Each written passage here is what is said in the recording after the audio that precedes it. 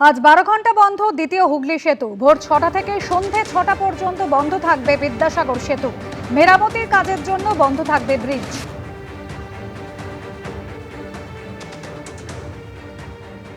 রক্ষণাবেক্ষণের কাজের জন্য আজও বন্ধ দ্বিতীয় হুগলি সেতু। এবং যেখানে আমি দাঁড়িয়ে আছি অর্থাৎ কলকাতা থেকে দ্বিতীয় হুগলি সেতুতে যে ওঠার যে রাস্তা, সেখানে কলকাতা পুলিশের পক্ষ থেকে বিজ্ঞপ্তি দিয়ে জানানো হয়েছে সকাল 6টা থেকে সন্ধে 6টা পর্যন্ত অর্থাৎ 12 ঘন্টা এই সেতু বন্ধ থাকবে। যে কারণে ইতিমধ্যে যে বিকল্প রুট তা কিন্তু ঘোষণা করা হয়েছে।